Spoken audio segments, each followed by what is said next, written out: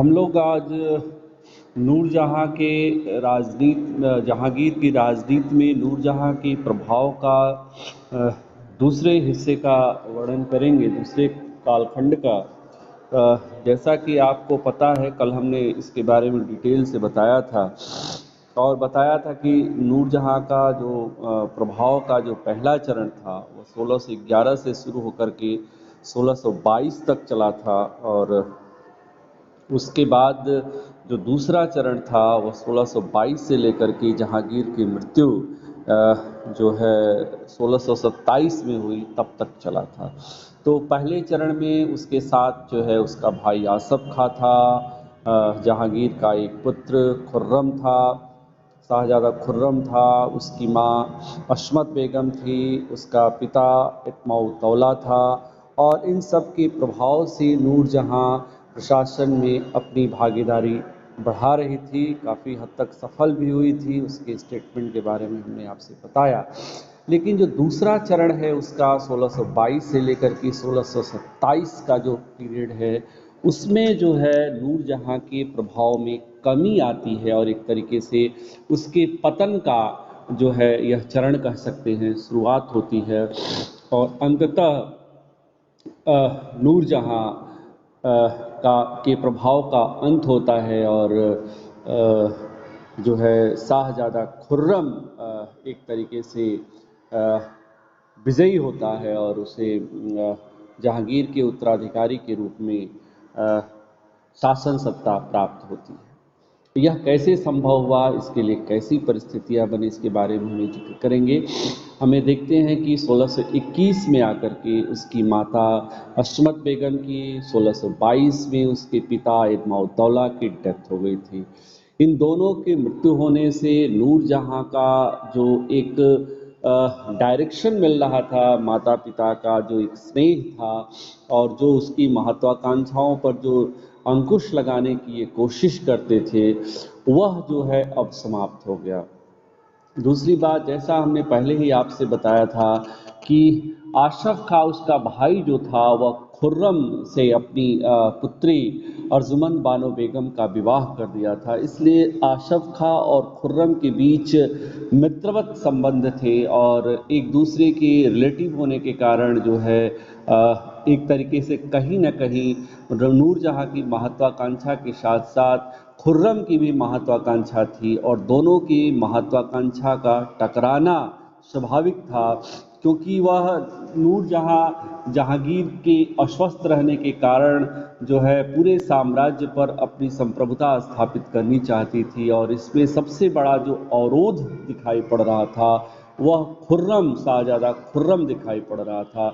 इसलिए वह उसके प्रभाव को हर हाल में कम करना चाहती है और इसके लिए उसने जो तरीका सबसे बढ़िया जो निकाला वह यह निकाला कि जो है अपनी पुत्री जो शेर खां या अली कुली बेग से पैदा हुई थी, जिसका नाम था लाडली बेगम, उसका विवाह जो है वह जहांगीर के दूसरे पुत्र शाहजादा शहरयार से कर देती है, शाहजादा शहरयार से कर देती है।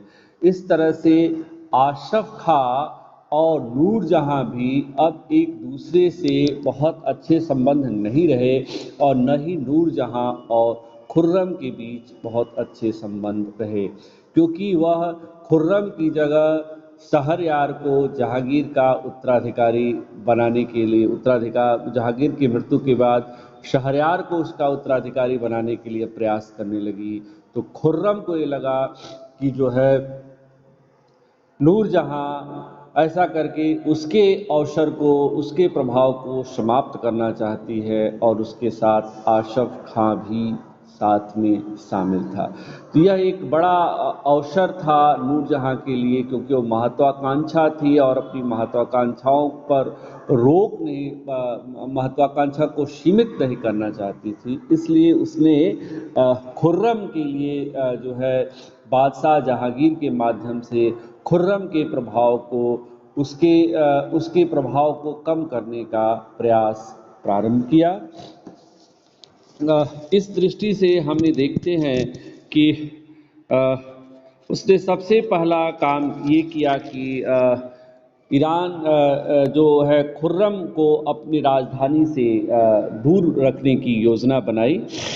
जैसा कि इसके पहले हम लोग डिस्कस कर चुके हैं कि शाहज़ादा खुसरो की वह ऑलरेडी हत्या करा चुकी थी। विद्रोह करने पर जो है खुर्रम के माध्यम से उसका अंत कर दिया गया था। जहांगीर के 3 लड़के थे, शाहज़ादा परवेज़, शाहज़ादा परवेज़, शाहज़ादा खुसरो और शाहज़ादा खुर्रम। तो परवेज़ की जो है खुर्रम जो है महत्वाकांक्षी था, इसमें सबसे ज़्यादा पढ़ा लिखा योग्य था।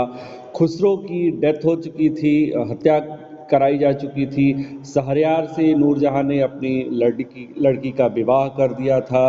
अब जो परवेज़ था वह बहुत ज़्यादा भोग विलासी लग्जरियस लाइफ जीने के फेवर में था, उसके अंदर कोई योग्यता नहीं थी। तो इसलिए जो टकराहट थी वो मूलतः नूरजहां की खुर्रम के साथ थी। और खुर्रम जो है वो अपने से दूर रख करके उसके प्रभाव को कम करके पूरी बादशाहत जो है जहांगीर की कायम रखना चाहती थी। और इसलिए उसने इस दिशा में सबसे पहला प्रयास वो करती है कि जब ईरान के शाह अब्बास ने कंधार पर 1622 ईस्वी में कब्जा कर लिया, तो इसके खिलाफ जो है जहांगीर को उसने कहा कि आप खुर्रम को मुगल सेना का नेतृत्व प्रदान करिए और आदेश दीजिए कि वह अपनी सेना के साथ कंधार पर आक्रमण करने के लिए पुनः जाए और उस पर अपना अधिकार स्थापित करे। जहांगीर ने ऐसा ही आदेश जारी किया, लेकिन खुर्रम नूरजहां की इस कह सकते हैं कि योजना को अच्छी तरह समझती थी। इसलिए उसने जो है जहांगीर के इस आदेश को मानने से इनकार कर दिया। मैं देखता हूँ इनकार कर दिया। और अब जो है नूरजहां ने बादशाह से फिर यह आदेश दिलाया कि वह जो है दक्षिण से अपने जितने भी अधीनस्थ सभी सैनिक है और सेनापति हो उनको जो है राजधानी भेज दे। खुर्रम ने जहांगीर के इस आदेश का भी उल्लंघन किया और अपने सभी सेनापतियों सैनिकों को जो दक्षिण भारत में तैनात थे उसके अधीनस्थ राजधानी भेजने से इनकार कर दिया। इसके बाद जो है जब ऐसा हुआ तो नूरजहां ने जो उसका दामाद था शाहजादा शहरयार, उसको जो है धौलपुर की जागीर जो है प्रदान करा दी और उसके मनसब में भी वृद्धि करा करके जो कंधार जाने वाली मुगल सेना थी उसका उसने नेतृत्व जो है प्रदान करवा दिया जहांगीर के माध्यम से। ऐसा होने पर खुर्रम ने, जिसने जहांगीर के अध्यादेश का 2 बार उल्लंघन किया था, एक बार कंधार जाने से इनकार कर दिया, दूसरी बार अपने सैनिकों को राजधानी भेजने से इनकार कर दिया। ऐसा करने के बाद नूरजहां ने धौलपुर की जागीर अपने दामाद शाहजादा शहरयार को दिला दिया और कंधार जाने वाली मुगल सेना का नेतृत्व भी प्रदान करा दिया। ऐसा होने के बाद से हम ये देखते हैं कि जो है ऐसा होने के बाद से खुर्रम जो है आक्रोशित हो गया और उसने एक तरीके से विद्रोह कर दिया और 1623 ईस्वी में जो है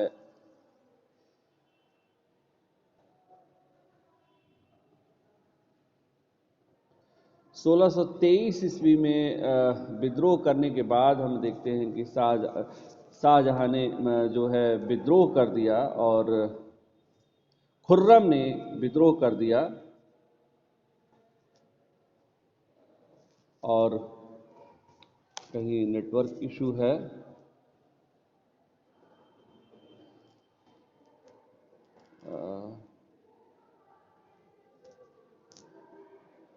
खुर्रम ने विद्रोह कर दिया और एक तरीके से कह सकते हैं कि विद्रोह करने के बाद से जो है बड़ा नेटवर्किंग इशू है। विद्रोह कर दिया और इससे असंतुष्ट होकर के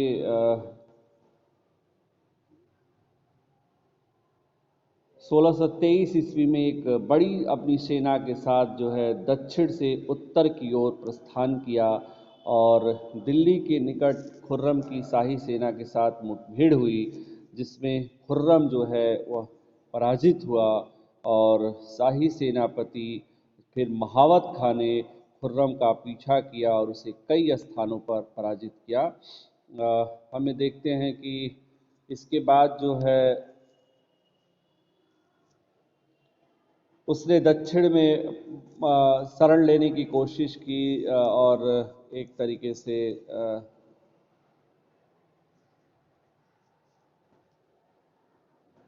दक्षिण में उसने शरण लेने की कोशिश की और जो है लेकिन वहाँ पर उसे शरण नहीं प्राप्त हुआ और चाहे गोलकुंडा हो, चाहे आपका अहमदनगर हो, यहाँ पर उसने कोशिश किया लेकिन वह सफल नहीं हुआ और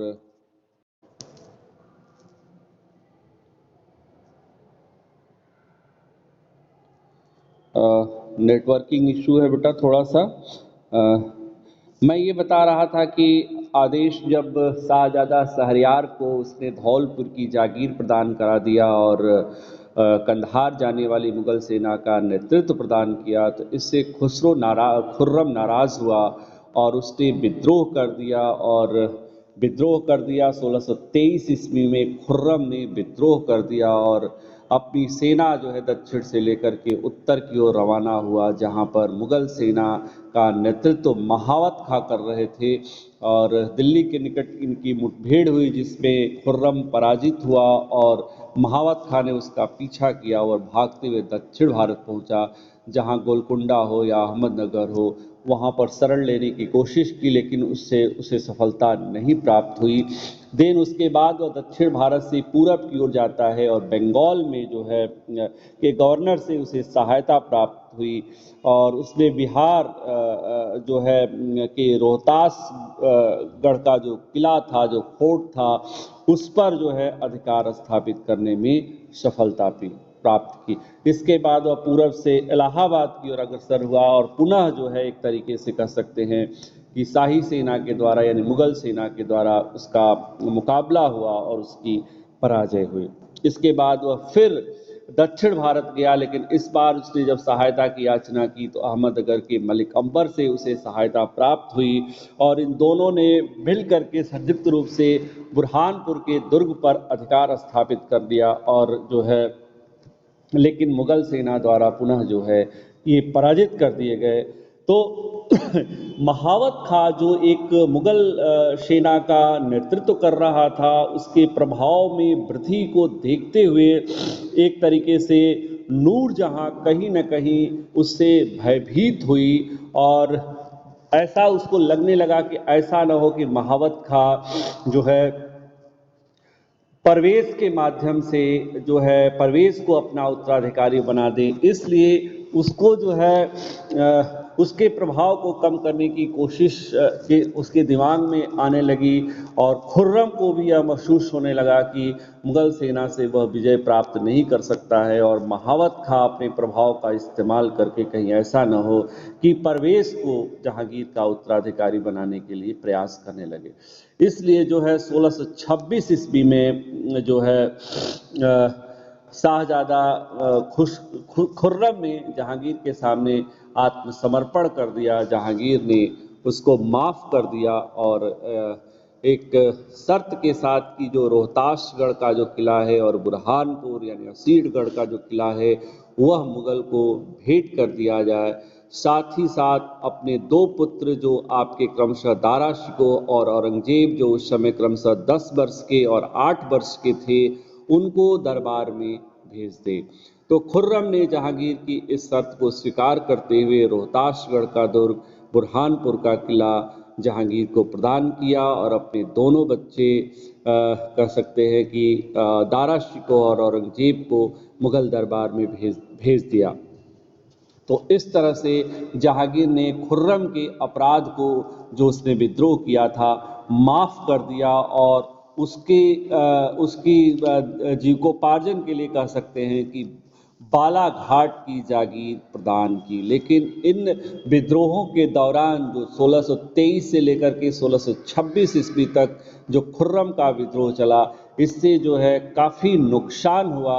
मुगल धन जन की क्षति हुई, सेना की क्षति हुई और एक तरीके से आंतरिक, एक तरीके से पारिवारिक जो है युद्ध हुआ।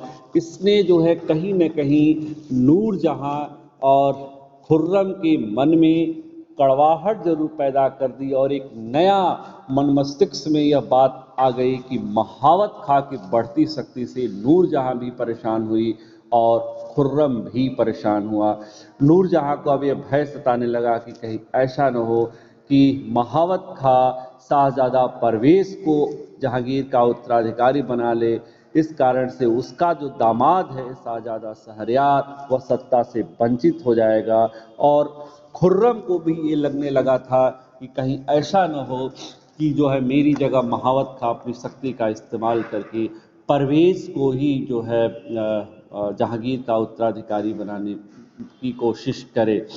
तो अब यह बात यहाँ पर पूरी तरह से क्लियर हो गई कि जो है नूरजहां गुट का विभाजन हो चुका था।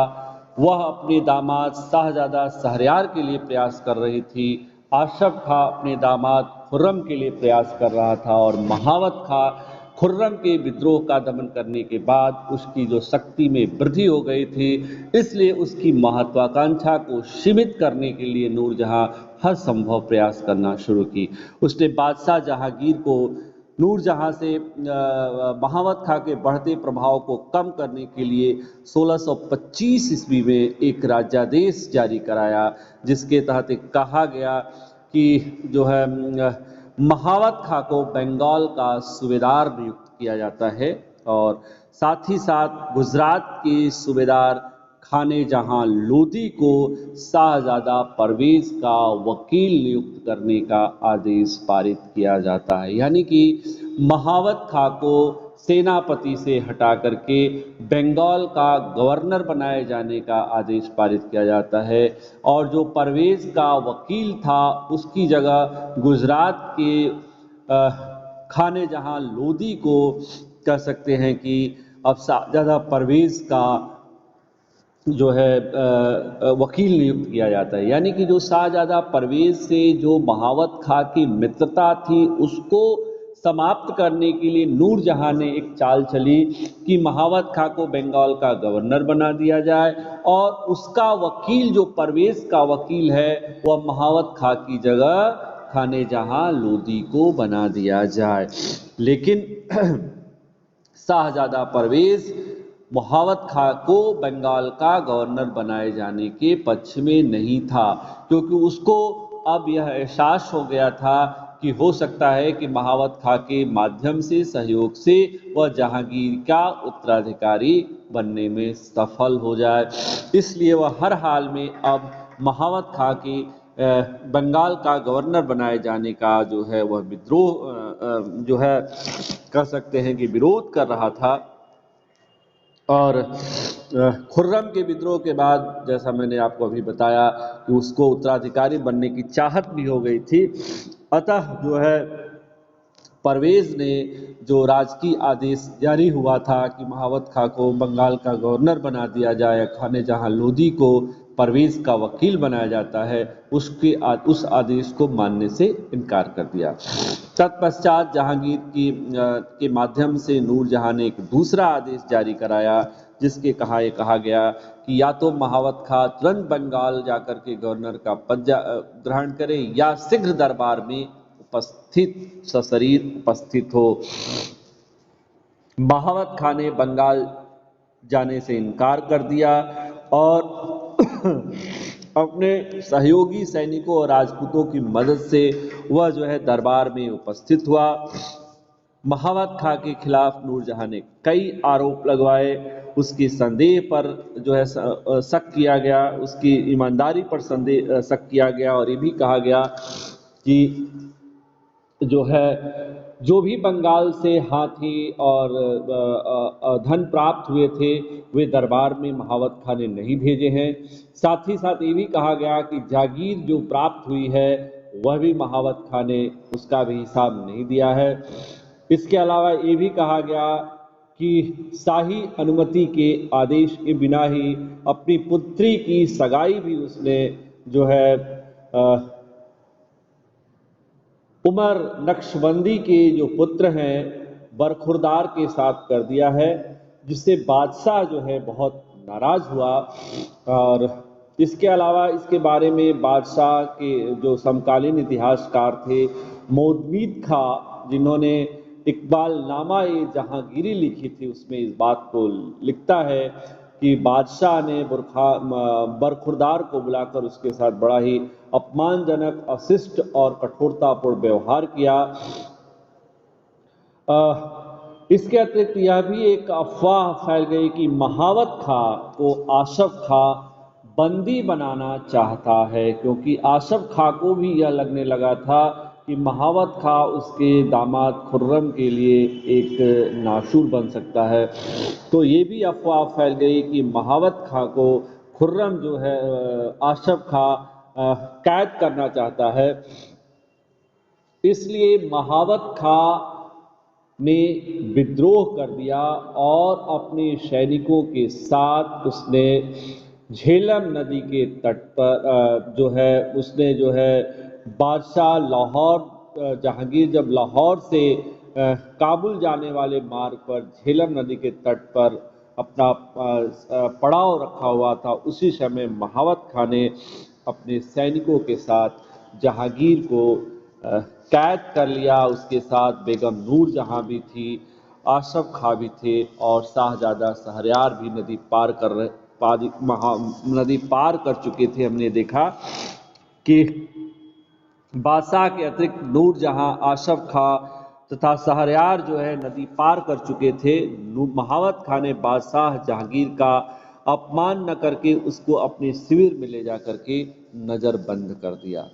तो ये एक तरीके से ऐसा करके जहांगीर के खिलाफ जो है महावत खां ने विद्रोह कर दिया। और इसके बाद हमें देखते हैं कि नूरजहां जो है नदी के पार अपने भाई आशफ खां और अन्य विश्वास पत्रों के साथ जो है अब बादशाह जहांगीर को मुक्त कराने का प्रयास करना शुरू करती है और अपने पुत्र को, अपने पति जहांगीर को महावत खां के प्रभाव से मुक्त कराने में हालांकि वह असफल रहती है। आशफ खां भाग करके अटक के दुर्ग में जाकर के शरण लेता है।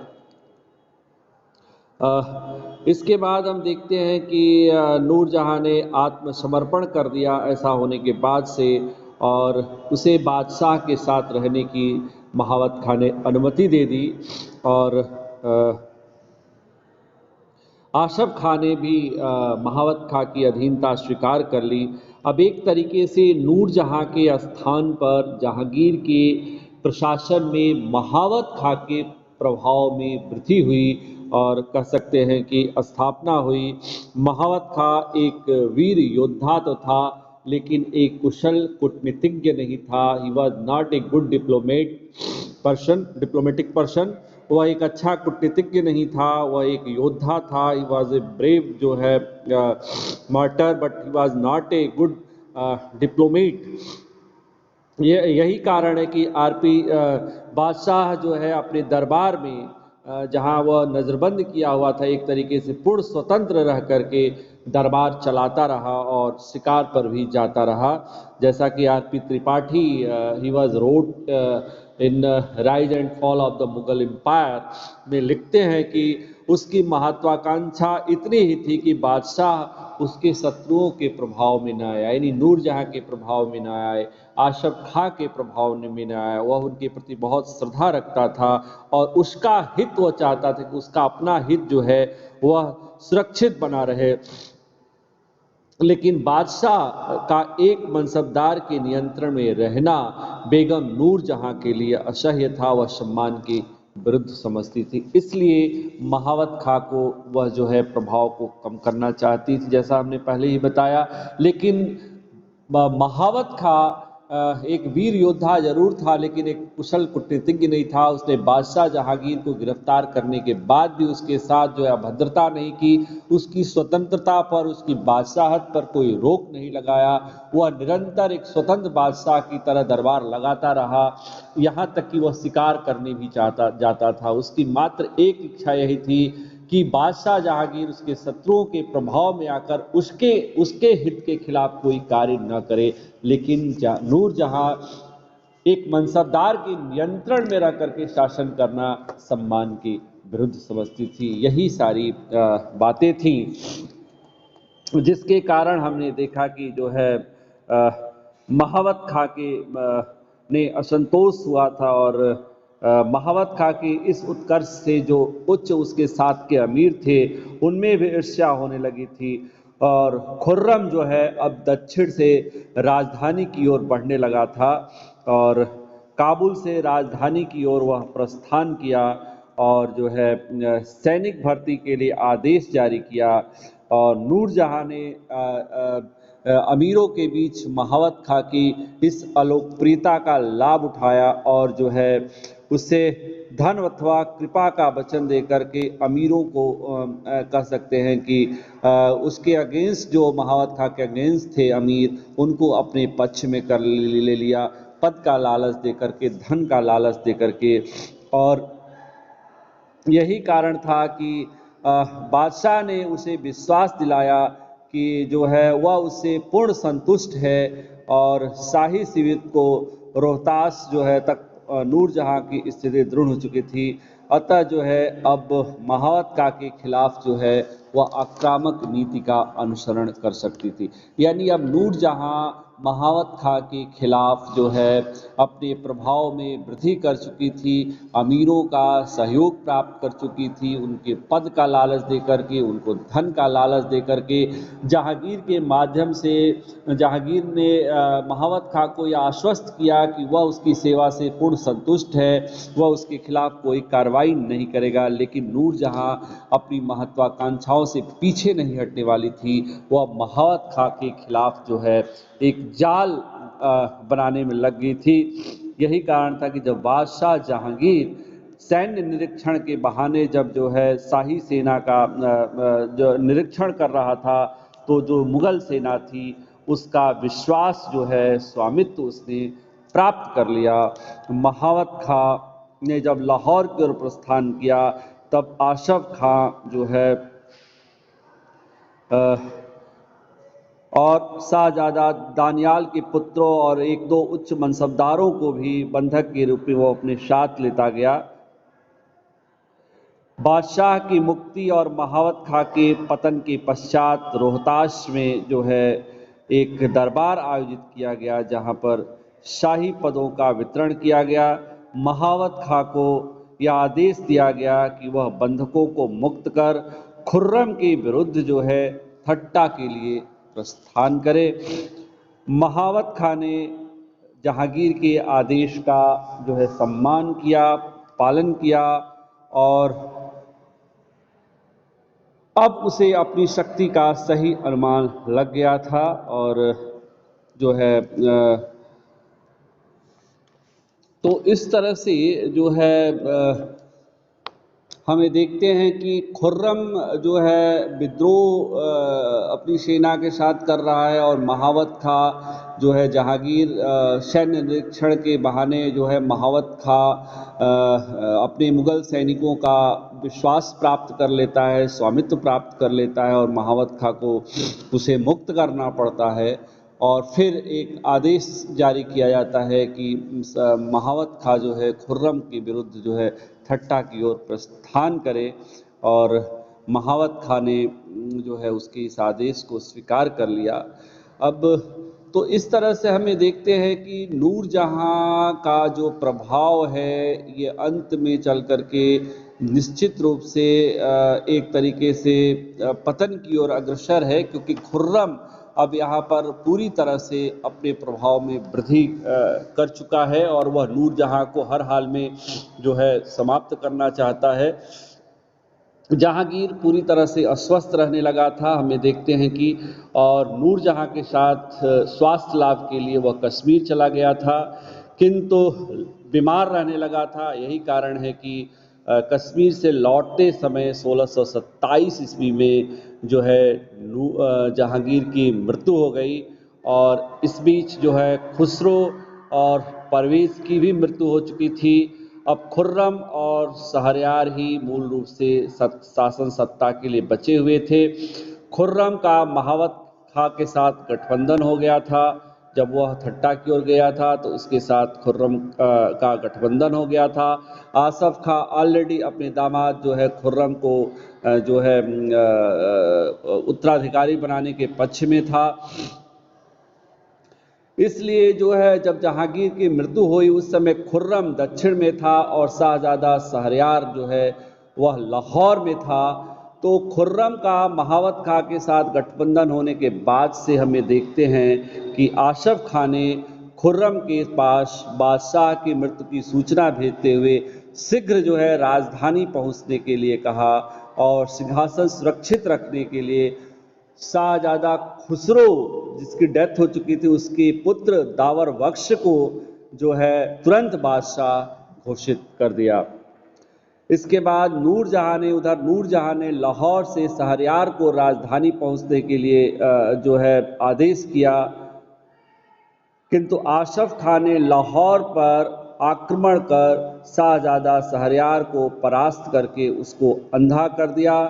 खुर्रम आगरा पहुंचता है 1628 ईस्वी में। उसके बाद जो है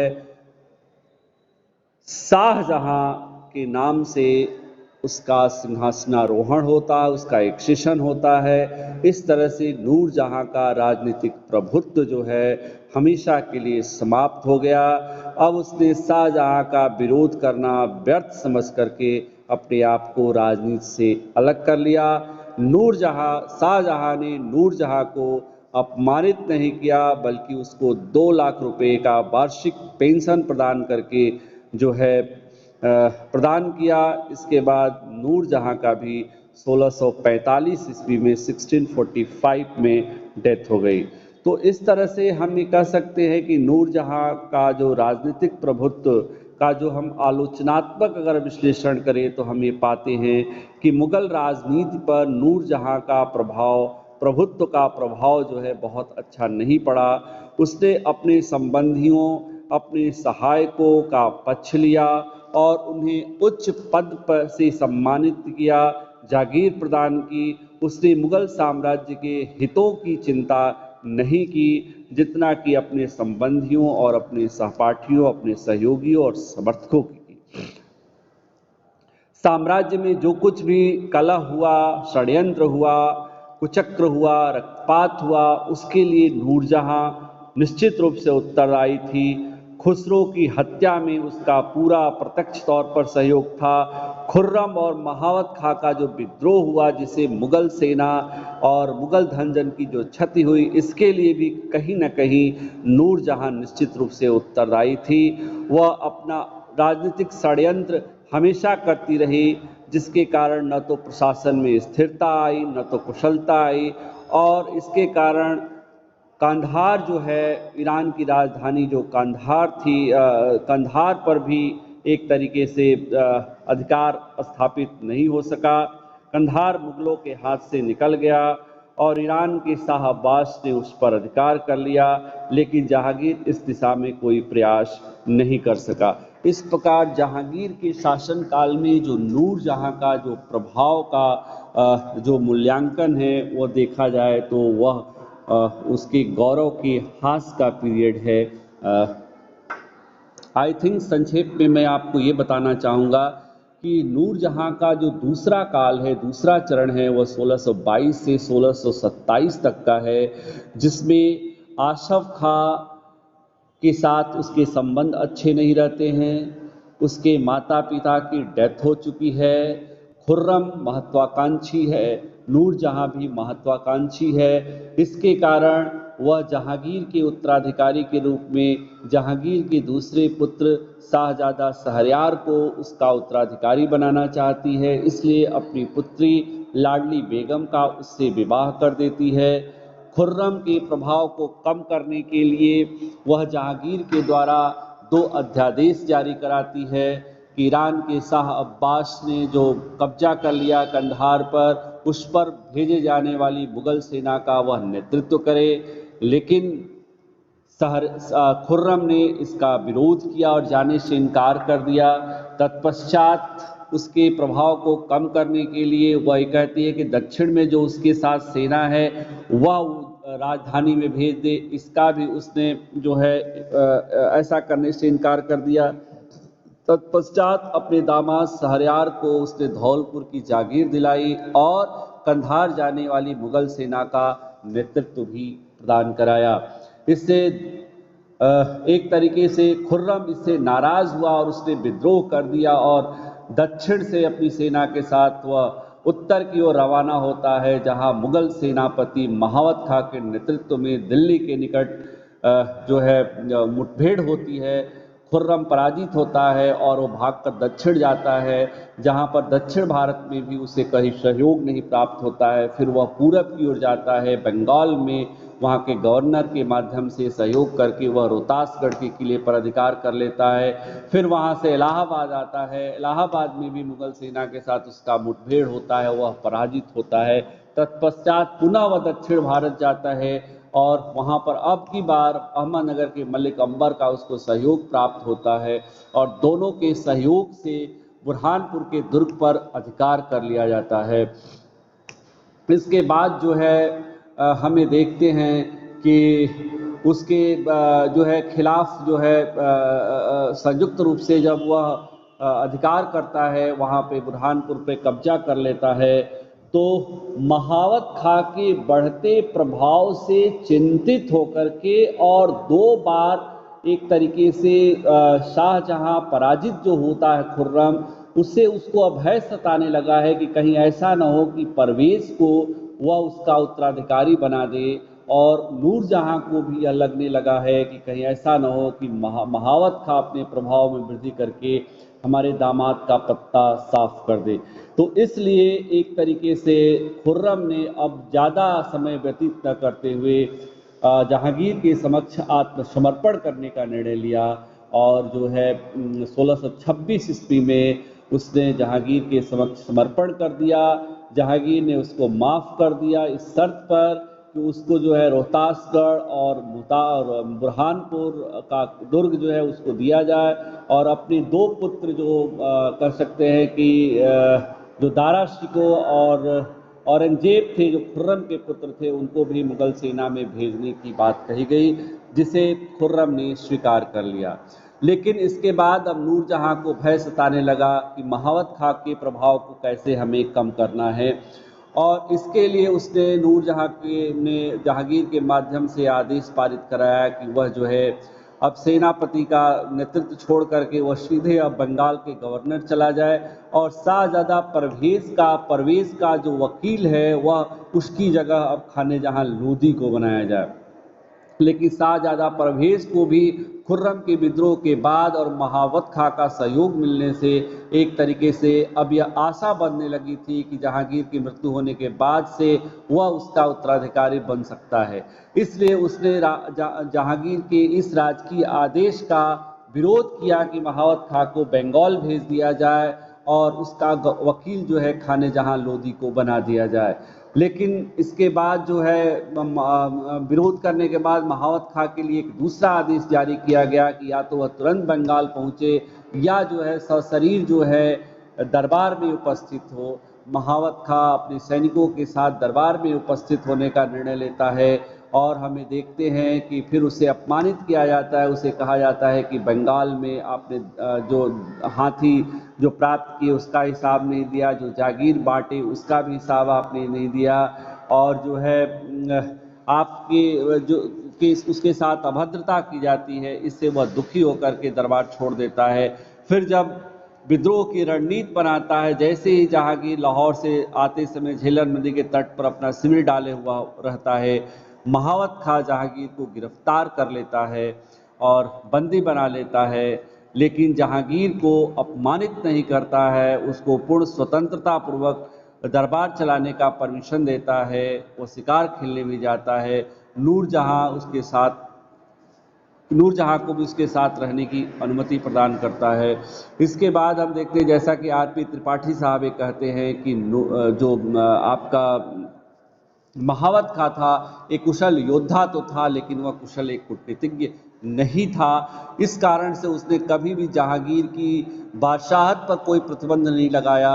वह निरंतर जो है उसे स्वतंत्र रूप से दरबार चलाने की अनुमति देता है, शिकार खेलने की अनुमति देता है। वह सिर्फ ही चाहता था कि बादशाह जो है उसके हित की रक्षा करे, किसी शत्रु पक्ष के प्रभाव में आकर उसके खिलाफ कोई कार्रवाई न करे। लेकिन नूरजहां ऐसा नहीं चाहती थी, उसे यह बर्दाश्त नहीं था कि एक मनसबदार के नियंत्रण में रह करके बादशाह शासन करे।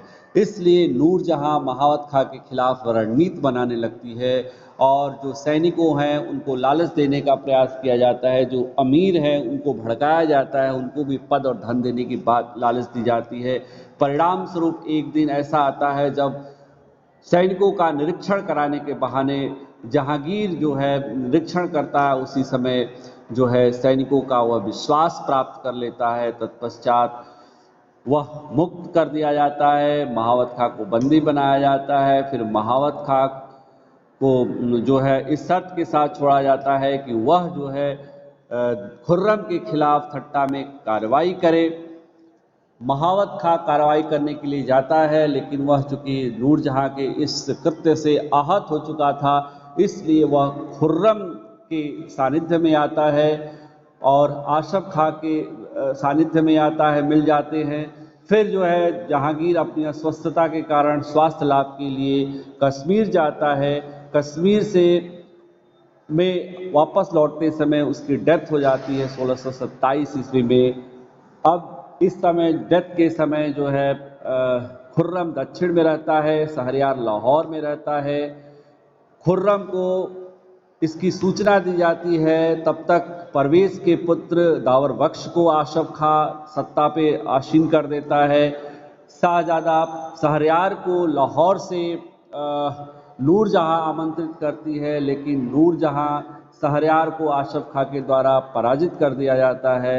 इस तरह से अब नूरजहां अपने आप को कह सकते हैं कि अक्षम महसूस करती है। जब खुर्रम आगरा आता है तो उसका शाहजहां के नाम से 1628 ईस्वी में राज्याभिषेक होता है। इस तरह नूरजहां का जो सूर्य था हमेशा के लिए अस्त हो गया। नूरजहां को अपमानित न करके उसको वार्षिक पेंशन दे करके रखा जाता है, जहां 1645 ईस्वी में उसकी डेथ हो जाती है। अगर हम प्रभाव का मूल्यांकन करें तो ये पाते हैं कि उसका प्रभाव कहीं न कहीं जो है बुरा पड़ा।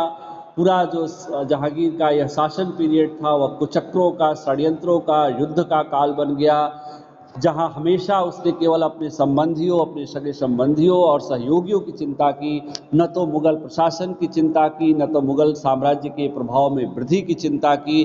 वह वैसी नीतियां, ऐसा राज्याधीश पारित कराने में लगी रही जो उसकी शत्रुओं के अगेंस्ट हो, उनके प्रभाव में कमी करने जैसे हो। वह चाहती थी कि पूरे साम्राज्य पर उसका प्रभुत्व स्थापित रहे।